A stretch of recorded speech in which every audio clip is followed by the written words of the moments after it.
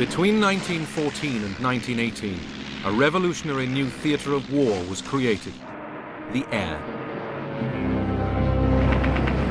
It brought sights never seen or imagined before. There were massive dogfights. I can see the scene now. It was just like a cloud of flies in the sky. All moving quickly, of course, very quickly, and diving. There were terrible crashes and a casualty rate which at times meant pilots were almost certain to be killed.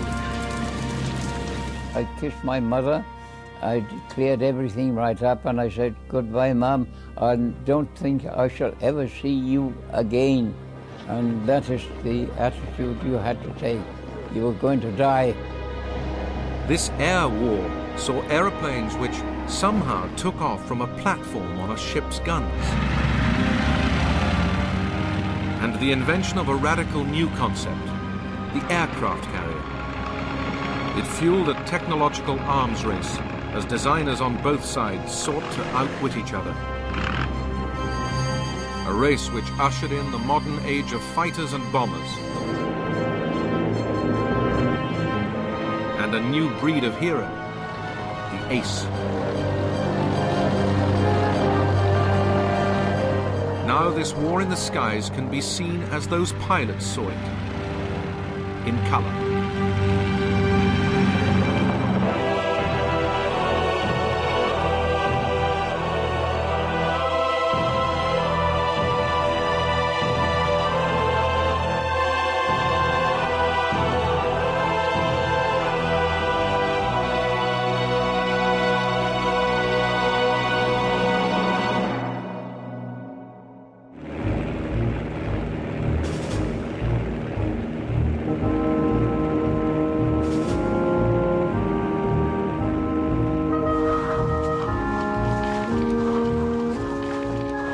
In the summer of 1914, as Europe's armies marched to war, a new and dashing form of warfare was attracting young men from all over the continent.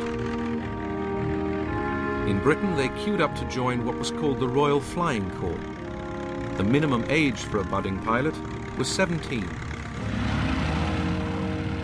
The main theatre for these teenage pioneers would be the Western Front in France, once they'd got past the recruiting office. Up to that moment, it had somehow never occurred to us that anyone else had thought of joining the Royal Flying Corps. It was our own brilliant and original idea. No one else could have had it. So great was our dismay to find a long queue of young men waiting ahead of us. Our hope buoyant till that moment dropped, deflated. Are all these chaps trying to get in too? Looks like it. Then silence, and the slow shortening of the queue. Each of us staring anxiously at the faces of those leaving, trying to read in their eyes, has he got in? Shall I? The aircraft was only 11 years old when the First World War started.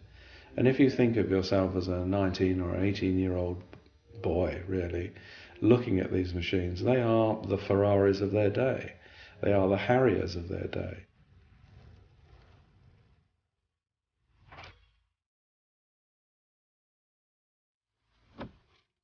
Flying, with all its early craziness, had only just begun.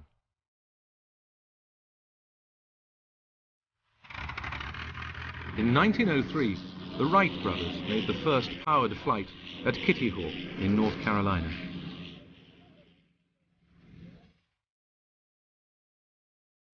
Military commanders began to realize that flight might be useful for war. Then, in 1909, the Frenchman, Louis Blériot, crossed 20 miles of sea, the English Channel.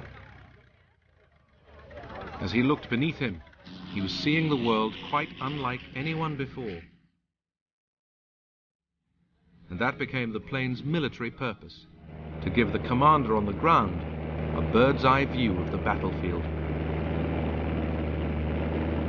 The idea of aerial reconnaissance had come about in the mid-19th century with hot air balloons. And for most of the war, balloonatics, as the British called them, continued to be used as spotters from the air.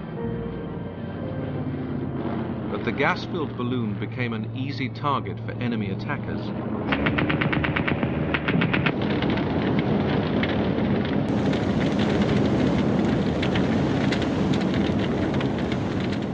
To make life safer, from 1916 onwards, balloonatics were allowed to use the folding parachute, which had first appeared in America 30 years before. Allied pilots would not be allowed parachutes throughout World War I, as their commanders believed they might be encouraged to abandon their aircraft unnecessarily. Parachutes were the key to a new form of balloon defense. When the balloonatic spotted an enemy aircraft, he would immediately parachute to safety. The ground crew would then try to winch down the balloon before it went up in flames. It was hardly a satisfactory solution, and the smaller, speedier aircraft would end up as the key to aerial reconnaissance, using photography to spy deep into enemy territory. If you photograph something, you can see things that an ordinary observer can't, because you can take it home, develop the photograph, get a large size version of it, have a big detailed look and see it. You can spot gun positions, you can spot paths, you can spot command positions. As well as taking photographs, pilots were able to radio their findings back to ground controllers. The only way for the enemy to stop the information getting through, or the pilot returning to base with his priceless photographs, was to shoot him down. But in these early days, that was difficult. One of the biggest initial problems with having any effective armament on planes, be it bombs or machine guns or whatever, is simple weight. These are very primitive aircraft, very flimsy, very low-power engines. They have problems even lifting the pilot up, let alone a big, heavy machine gun with all its ammunition. Pilots had a further obstacle. The propeller in front was in the way. The first solution came in April 1915 from the French pilot Roland Garros. He put steel wedges on the propeller blades so that any machine gun's bullets that hit them would simply bounce off. Now, that's obviously not an ideal solution, first of all because of the extra weight of the armour to withstand the machine gun, and also because you've got 1 in 10 bullets flying off God knows where, and some even might come back and hit your own aircraft. Despite those dangers, Roland Garros shot down 5 German planes in 2 weeks. Their pilots never knew what hit them. But then Roland Garros was forced to land in German-held territory. The Germans immediately saw why this aircraft was so successful, and we are really only talking about one aircraft, which cut a swathe, relatively speaking, through the German Air Force at this time. As soon as they saw the crudity of it, or how they were trying to achieve this firing through the propeller, that they handed the whole machine over to a very talented, very brilliant Dutch designer called Anthony Fokker. Fokker solved the problem and revolutionized the future air war by inventing a gear that synchronized the machine gun's fire with the propeller's movement, ensuring the bullet would always miss the blade. Soon German pilots were perfecting the tactics which would bring slaughter to the air. We could see it was a German machine, and when it got above and behind our middle machine, it dived onto it like a huge hawk on a hapless sparrow. I was very thankful indeed to return from this outing. Allied aircraft were defenseless. 1915 saw what became known as the Fokker Scourge. An Allied pilot's life was measured in days.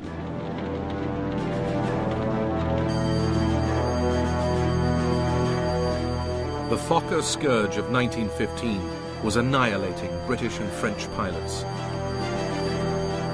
But the army desperately needed its eyes in the air. Every day, replacements straight from flying school arrived in France. At the time I went to France to fly a fighter aeroplane. I had not even flown the type which I was to fly over the lines the next morning, let alone not having received any fighting instructions. Many went out with as little as 5 hours training. The 2 lads I crossed the channel with and talked to on the boat both shot down before I'd been over the lines. People were being killed every day. My best friend was there one evening, and he wasn't there the next day at lunch. This was going on all the time. You had nobody at your side. Nobody who was cheering with you, nobody to look after you if you were hit. You were alone. You fought alone and died alone. There are certain instances whereby pilots would arrive in the morning as replacements and be dead by the afternoon and hadn't even unpacked their kit. The head of the Royal Flying Corps, Hugh Trenchard, ordered that fresh pilots should be sent every day to take the places of the dead at the mess dinner table. If, as an ordinary pilot, you see no vacant places around you, the tendency is to brood less on the fate of the friends who have gone forever. Instead, your mind is taken up with buying drinks for the newcomers and making them feel at home. 1915 was a continuing disaster for Allied pilots. The Fokker scourge lasted 9 months. During it, the average life expectancy of a British pilot was just 11 days. You expected to be killed any moment. Oh yes, you never thought about life in any way at all, just doing the job, you know. There was quite a lot of demoralisation, and there was a lot of recriminations about the inadequacy of their own aircraft. Hugh Trenchard knew that losses were inevitable, and that in effect the war in the air was no different from the war in the trenches in terms of the attritional nature of the contest and the massive casualties that would be sustained before any kind of victory.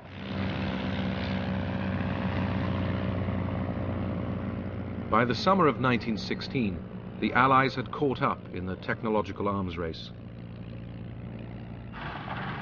Their planes now also had forward-firing machine guns. New models came on stream which were faster, lighter and more agile. And the Royal Flying Corps had doubled in strength from 12 to 27 squadrons. The Fokker scourge was ended. For the Allies it was an immense relief, as by now the Flying Corps was more necessary than ever.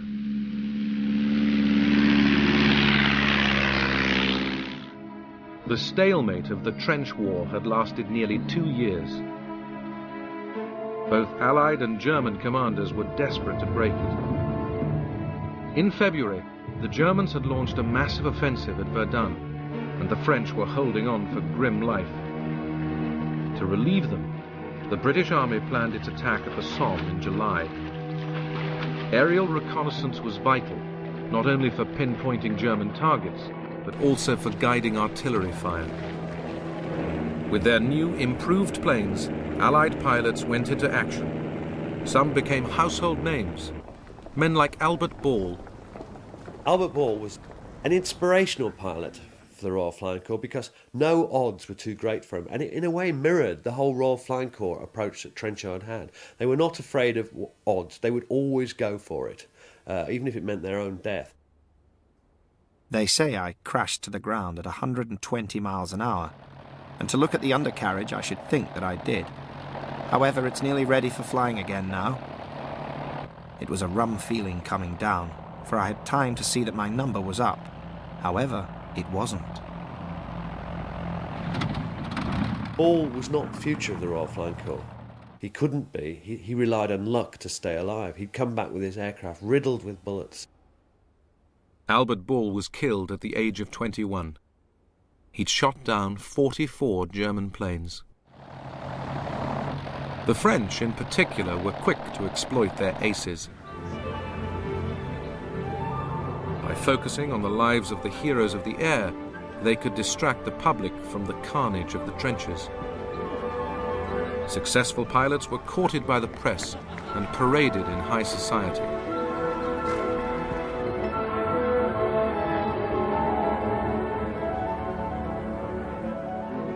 The Germans, too, were quick to celebrate their aces. In the German service, it was actually used as a positive tool to boost morale, but also not only boost morale amongst the pilots, but also to create heroes for the population back home. So we get scores being published, we get people, pilots competing with each other, and medals are actually given for shooting down a certain amount of aircraft. The best-known German ace was Manfred von Richthofen, the Red Baron. Von Richthofen would shoot down 80 enemy planes, more than any other pilot in the war. I am a hunter. When I have shot down an Englishman, my hunting passion is satisfied for just a quarter of an hour. Von Richthofen became the icon of a romantic view of the air war. Individual knights in shining armor of airborne steel, locked in hand-to-hand combat.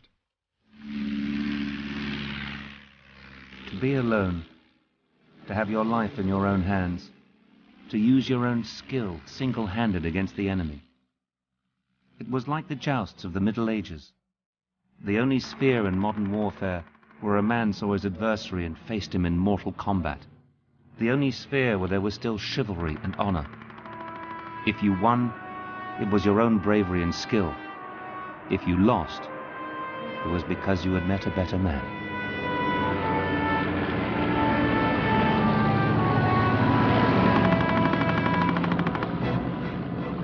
But oh, my old ma, one can't lay down the rules while on mere earth for people on fighting patrol in the air. You are a different man. At least, you aren't a man at all. That is, I am not. You are a devil incarnate filled with the dazzling thrill of playing the best game God ever created, mad after Huns and just forgetting everything else, but showing the old Hun that there's only one man fit to be in the air, and not two. In a battle area where the shells are bursting around you and all black smoke and all the rest of it, you become a different individual. You do not become human. Can I put it that way? You do not, in a sense, become human. You're a war machine, and so that's what you do. By April 1917, the Germans were again forging ahead in the tit-for-tat arms race. Part of their advantage was tactical. They began to operate in squadrons of 14 aircraft called Jasters, sending 3 or 4 Jasters over the lines at a time. These massive groups became known as the Flying Circuses. The Jasters led to the first great scenes of squadrons rather than individuals dueling, the famous days of the dogfights.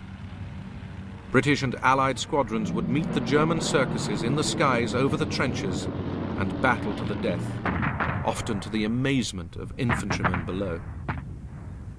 I can see the scene now. It was just like a cloud of flies in the sky. All moving quickly, of course, very quickly, and diving and round one another. And we could hear the shots, of course. But they were quite overhead. I've seen some marvellous air battles between 2 fighter planes. And but the trouble was, we never knew who won. We used to be betting with each other. I wonder who's going to come, who's going to win this day. One at Jerry's and one of us on. Superior German planes and the Jaster tactics cost the Allies dear. In 1917, in what became known as Bloody April, they lost 150 aircraft and 316 men. Later in 1917, the first American pilots came over, but German superiority continued. Yet the Allied airmen had to go on flying over the lines to provide intelligence for their armies as they prepared for their summer offensives below. The commanders and really the pilots knew that they didn't have the equipment, they didn't have the best tools for the job, and yet they were being asked to contribute to a major offensive, knowing that the Germans had better equipment and to some extent better tactics at the time. So it's this tragic inevitability about the Flying Corps that at the time that they couldn't really do anything about. We got into a dogfight this morning with a new brand of Fokkers, and they certainly were good.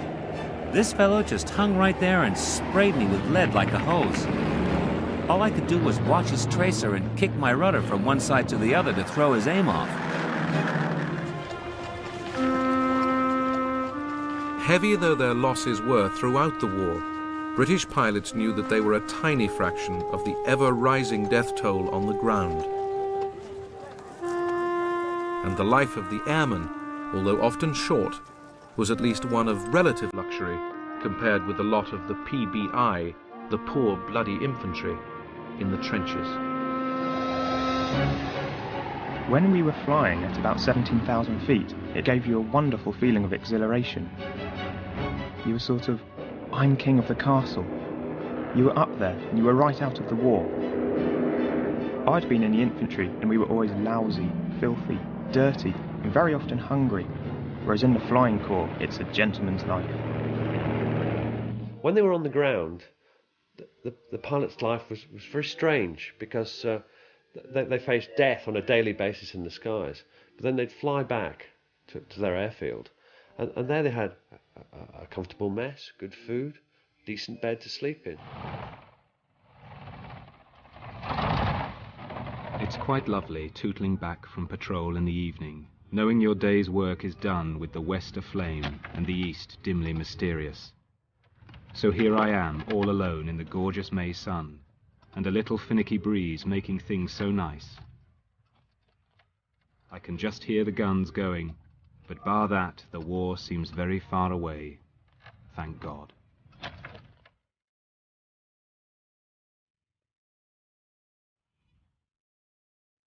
We are under canvas, and have our mess in the open in a small wood.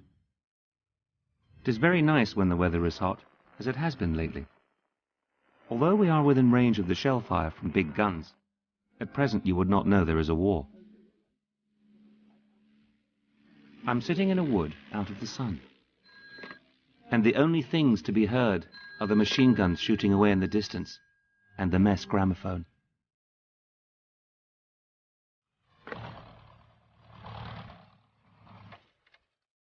We live well. We went down to Boulogne and got an ice cream freezer, and we're the only outfit at the front that has ice cream for dinner each night.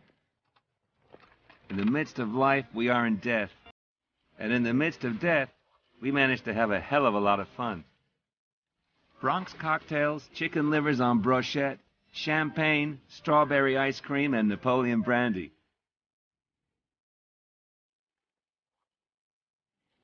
They were basically normal young men who might be killed any day, and they lived their lives to the full. A lot of them did suffer badly from nerves as the time went on, and they could see their death approaching. The heat of the long summer days was terrific, and our flying hours were many. All these facts assisted to play upon the temperaments of those who were flying. I can remember my bedroom companion felt as I did, and how each of us lay awake in the darkness thinking of dawn patrol the next morning. At last we could bear it no longer, and admitted a mutual feeling of terror and foreboding. We lit the candles, and after that felt a bit better, and somehow got through that night as we had to get through the next day. One pilot was tormented by a nightmare, a face. The face would appear vague and distant, and would slowly come nearer until it seemed as if the face and he were literally nose to nose, staring at each other. That's all, just staring. Then he would wake up, his sleep spoiled. Who was it? Was it a man he had killed? Or was it a man waiting for him in the sun?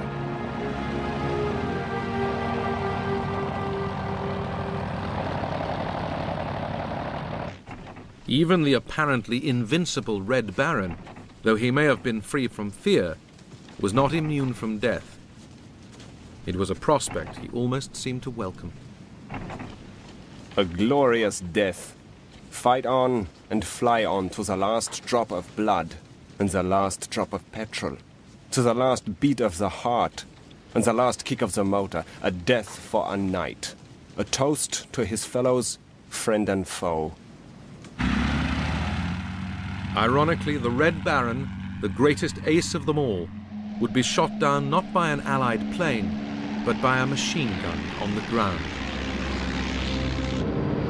While he'd ruled the skies over the land, an even more extraordinary air war had developed over the sea. Early in the war, the Germans had the advantage. Their Zeppelin airships enabled them to range right across the North Sea. The British responded with their own airship, the submarine Scout. It could fly at nearly 50 miles an hour, and like the Zeppelin, its key purpose was reconnaissance. Britain was under attack by U-boats. They had to be spotted. In early 1915, the call went out throughout the Navy for volunteers to form a new naval air service. A signal came round to all the battleships and battle cruisers in the Grand Fleet, saying that each captain was to recommend one young officer of about 18 or 19 or 20 for special service. When we got to the Admiralty, we were escorted into the room of the First Sea Lord, Lord Fisher, whose opening remarks were, "You young gentlemen are going to fly. You'll probably be dead within a year, or you may get the Victoria Cross. But you've been selected to start a new airship service, which will be the counter to the U-boat menace we have in this war. If you don't want to fly, come and tell me in 48 hours' time." Few hesitated to join up and fly high. To fly a ship on a nice day was a really delightful experience. One felt the air was entirely one's own. You could go where you liked within the ship's range, fly at what height you liked, what speed you liked.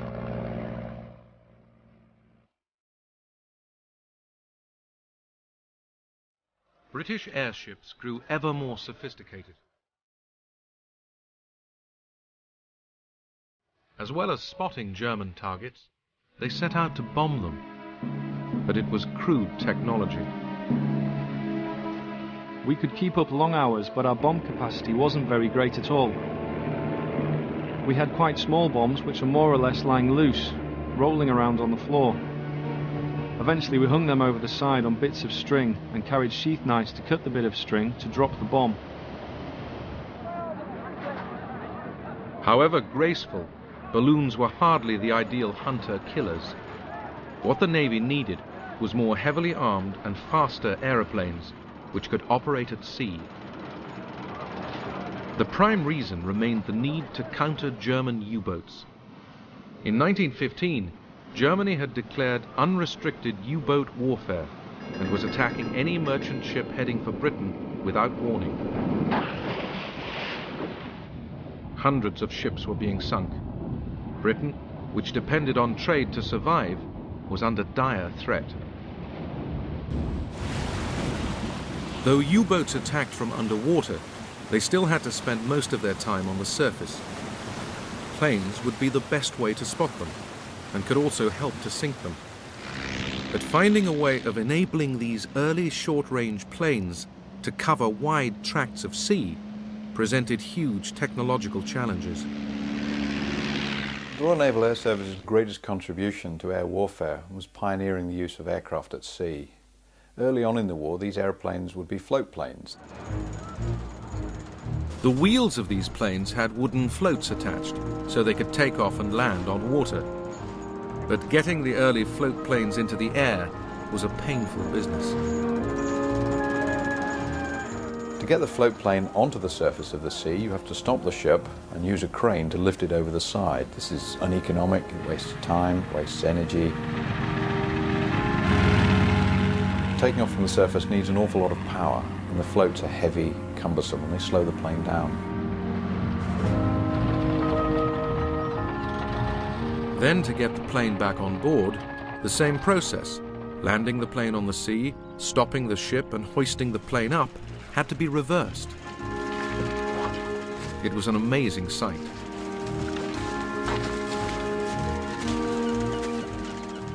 Float seaplanes struck you as being aeroplanes on a visit to the seaside, which had put on huge galoshes in order to keep dry. On seeing one pass overhead, it was usual to say, "There she goes with her big boots on."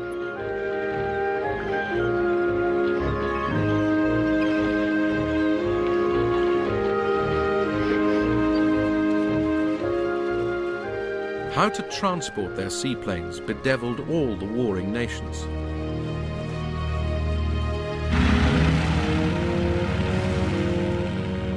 This was an early Russian version. The Russian solution was to tow their planes at sea behind.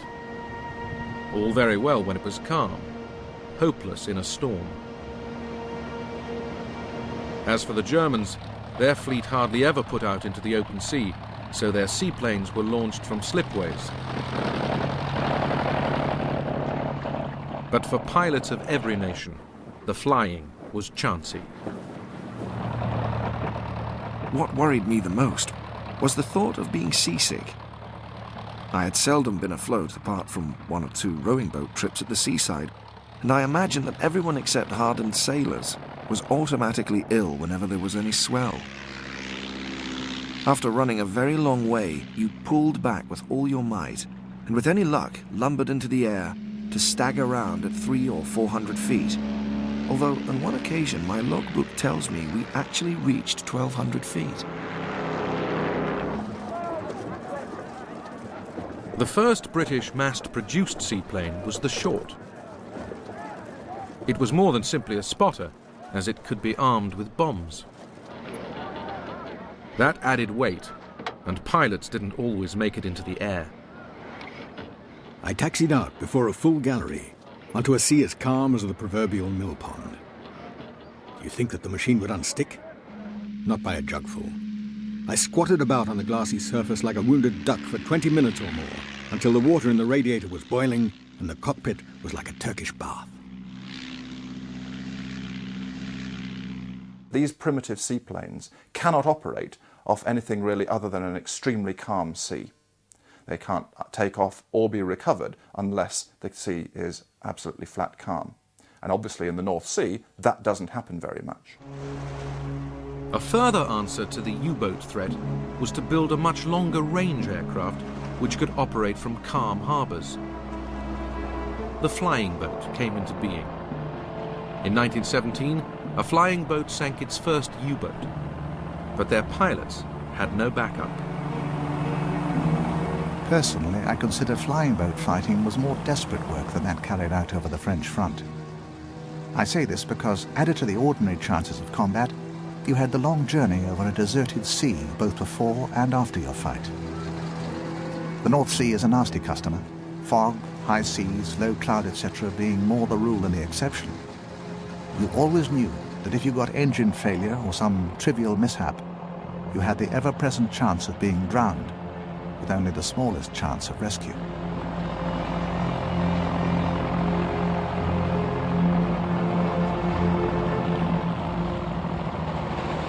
The real solution was to enable seaplanes to take off and land back on ships. Some extraordinary experiments began with the Sopwith Pup. When one was required to fly off, the platform was quickly rigged up, with planks on the turret right up to the end of the guns. With the guns at a certain degree of elevation, the total slope of the platform was slightly downward. That gave a run for the aircraft of about 75 or 80 feet.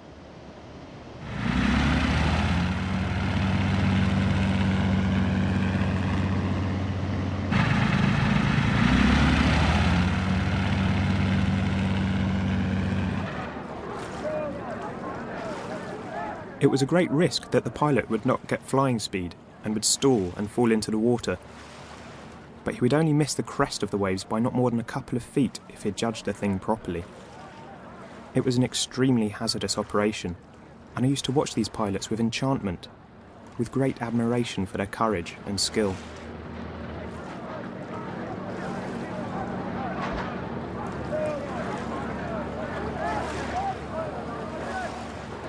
The Royal Naval Air Service was blessed with a great number of innovators, people who were amazingly curious about what could be done with a machine.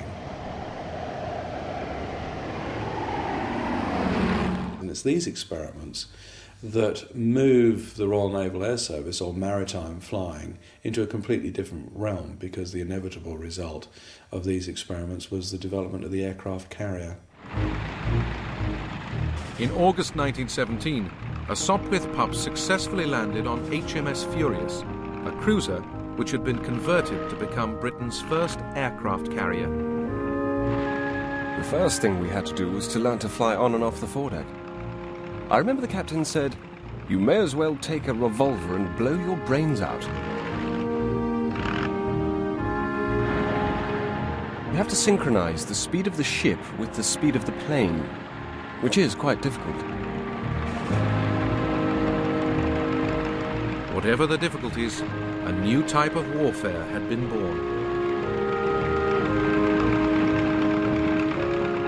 By early 1918, HMS Furious carried out the first carrier-borne raid, which took off from the carrier using wheeled aircraft to bomb and destroy the German Zeppelin sheds at Tondern. And this is the pioneer of modern aircraft warfare from the sea. The aircraft carrier comes of age in this conflict.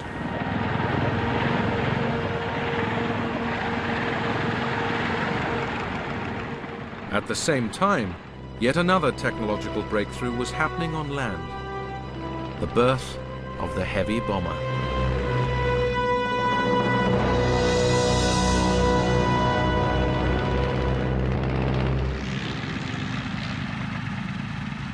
By the summer of 1917, Allied pilots on the Western Front had once again caught up with German technology. Now both sides would pay more attention than ever before to a new phenomenon the war had brought. Aircraft had been used for bombing from the outset, but now large numbers of older reconnaissance planes were being converted into bombers. Special bomb attachments were fitted, and by 1917 they were in regular use by the Allies. They came in a box, a half a dozen at a time, wrapped in cotton wool. We had no instructions, so we got the bombs, unscrewed the top, and when we wanted one of those detonators, I'd just say, "Chuck us a detonator, Charlie." I practiced bomb dropping by day and night in all kinds of weather, into and with the wind, and from all heights up to 2,500 feet. In the centre of the aerodrome, a large circle had been painted in chalk, and OK consisted of dropping the bomb so that it fell anywhere within this circle.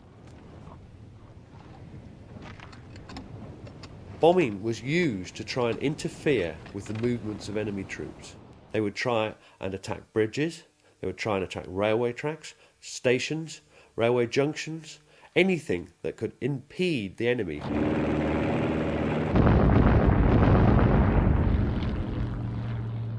The bombers, flying low to drop their load, came under increasingly heavy anti-aircraft fire. The British called it Archie.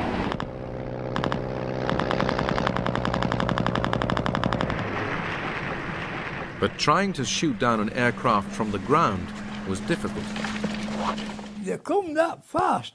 By the time you got a bullet in your barrel, they've gone. You can't. It's nearly, the only way is to do it is to know if they're coming this way and you're facing the air. And by the time you get round, you might just have a chance of a bullet having a fire at it, you know. They move that quick.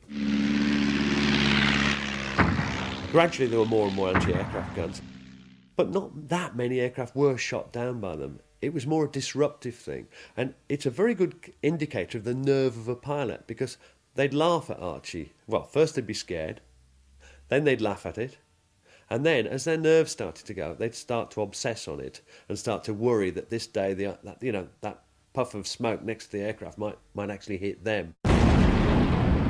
I wonder how long my nerves will stand this almost daily bombardment by Archie. I notice several people's nerves are not as strong as they used to be. Today we had a good dressing down by Archibald, and some of the shells burst much too near. I could hear the pieces of shell whistling past. And they have to burst pretty close for one to be able to hear the shrieking of loose bits of shell above the noise of one's engine. The air arms race of World War I brought a new and potentially devastating twist to warfare. For the first time, civilians became targets. The Germans carried out the first civilian bombing in January 1915 on the Norfolk coast. Their bomber was the Zeppelin balloon. In May 1915, Zeppelins bombed London. 7 civilians were killed. Look, there it is, a long black cigar-like shaped object coming very slowly. I put my arms round my mother, and I can tell you, I don't know how we felt. People began to make preparations for the Zeppelin raids. One big wine dealer was reported to have let one of his cellars, and people we knew had furnished theirs and slept with big coats and handbags for valuables at the bedside. The Zeppelin raids have a great psychological advantage at first against Britain, because Britain has always seen itself, ever since medieval times, as a secure island fortress. Nobody can touch us as long as we retain our control of the seas. They don't kill that many people compared to the later bombings of World War II, but it's the sheer novelty of being suddenly under threat from the air that causes more panic than one might expect, given the statistics. Zeppelins were slow and vulnerable, and the Germans developed a new long-range bomber, the Gotha. In the summer of 1917, squadrons of Gothas took off from Ostend in Belgium to attack England. I could now discern a lot of big machines in good formation flying east. I dived on the rearmost machine and fired a whole drum at close range. I had the satisfaction of seeing my tracer bullets strike all over his fuselage and wings. But beyond causing the Gotha to push his nose down a little, it had not the desired effect. I was very disappointed. How insolent those damn Boche did look, absolutely lording it over the sky of England. I was absolutely furious to think that the Huns should come over and bomb London and have it practically all their own way. The Germans deliberately fly over in these big white-painted bombers over London by day to show that they can do it and that they're invulnerable at the time to the British fighter opposition. So it does have a significant initial impact, again, like the Zeppelins, in terms of the panic that's created because of the novelty of the delivery means. In the raid on London, 162 people died. To calm the nation, a crack squadron from the Western Front was quickly dispatched home to provide air cover for the capital. The South African general Jan Smuts was appointed to devise a new home defense strategy. He introduced a series of early warning systems, explosive rockets called Maroons, police whistles and placards, as well as new anti-aircraft weaponry. The defences proved effective, so the Germans turned to night bombing. Poor dear Mary is dreadfully nervous, so we ensconced her in the first floor passage in a very safe place. Then Phyllis and I stole away to the top window. I've never seen such a sight. The sky seemed full of shells. Then there was a dead pause, very terrifying after all the noise. Then, coming from the east, we heard the hum of machines. We nearly killed ourselves trying to spot them, but we could see nothing in the fog.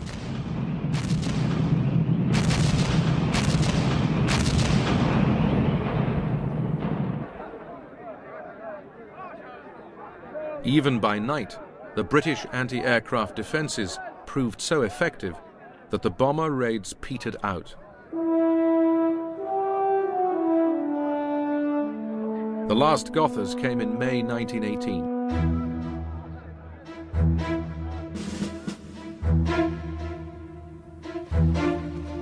The British had also developed their own heavy bombers, like the Handley Page, which had the range to attack targets in Germany. These new flying machines were taking war to a new level. In 1918, General Smuts prophetically wrote, "As far as can be foreseen, there is no limit to the scale of aviation's future independent war use, and the day may not be far off when aerial operations, with their devastation of enemy lands and destruction of industrial and populous centres on a vast scale, may become the principal operations of war." What's most distinctive about the air war in World War I is how quickly it evolves. You start out with very, very primitive techniques, observation balloons and observation aircraft. By the end of the war, you've got strategic bombing, fighter squadrons, carrier air power, and the whole panoply of air power as it would later evolve during the century. For all the strategic and technological change that lay behind it, the war in the air ended up with individuals in their small machines fighting a latter-day hand-to-hand combat. The cost to them was very high.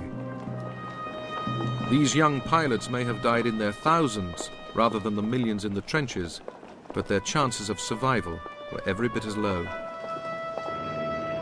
The death of one ace, an American called Raoul Lufbery, summed up how they saw themselves. His mess song reflected a pilot's knowledge that his life was thrilling but short. We meet 'neath the sounding rafters, the walls all around us are bare. They echo with peals of laughter, it seems that the dead are there.